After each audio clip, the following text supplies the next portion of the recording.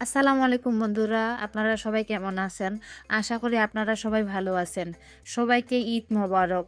এই ঈদের কিছু স্পেশাল না বানালে হয়, তাই আজ আমি আপনাদের জন্য নিয়ে এসেছি জর্দা পোলাও রেসিপি। ঈদের দিনে বাসায় স্পেশাল কিছু বানানোর জন্য এটি আপনারা রাখতে পারেন। তো চলুন দেখে নেওয়া যাক কীভাবে জর্দা পোলাও বানাতে হয়। জর্দা পোলাও বানানোর জন্য প্রথমে এখানে আমি 200 গ্রাম পোলাও চাল নিয়েছি। সুন্দরভাবে ধুয়ে এটি পাত্রে 10 মিনিটের জন্য পানিতে ভিজিয়ে রাখব। এটা 10 মিনিটের বেশি রাখা যাবে না, কারণ 10 মিনিটের বেশি রাখলে চালগুলো নরম হয়ে যাবে। এরপর একটি প্যানে পরিমাণ মতো পানি দিয়ে একটু গরম করে এর মধ্যে জর্দার রং দিব। আপনারা এখানে রং যেমনটা চান সেরকমটাই দিবেন। এরপর পানিটাকে যখন ফুটিয়ে উঠবে তখন ভিজিয়ে রাখা চালগুলো ভালোভাবে সেঁকে নিতে হবে। এরপর চালগুলো গরম পানি দিয়ে দেব।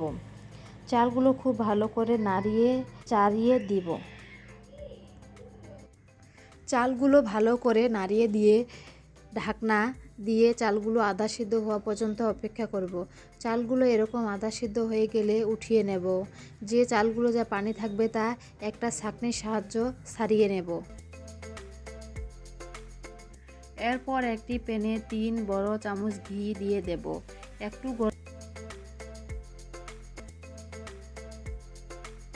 গরম হওয়া পরে এর মধ্যে তেজপাতা, ডালচিনি, ছোট এলাচ দিয়ে দেব। দিয়ে এগুলোকে রং বদলানো পর্যন্ত ভেজে নিব। ঘি যতটা বেশি দেবেন পোলাওটা তত বেশি মজা হবে। মশলাগুলো রং বদলে যাওয়ার পরে এর মধ্যে 25 মিলিগ্রামের মতো চিনি দিয়ে দেব। চিনি দিয়ে ভালো করে নাড়িয়ে চাড়িয়ে এর মধ্যে 2 কাপ পানি দেব। পানি দিয়ে চিনিটাকে ভালোভাবে গুলিয়ে নিতে হবে। গুলিয়ে না নিলে চিনিগুলো দানা দানা থাকবে। এরপর এর মধ্যে ঢেকে রাখা পোলাওগুলো প্যানে দিয়ে দেব।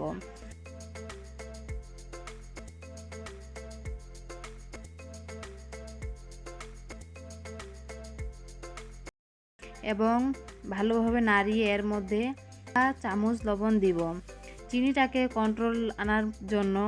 এরপর এটাকে ভালোভাবে নাড়িয়ে চাড়িয়ে ঢেকে দেব পানিটা শুকানো পর্যন্ত।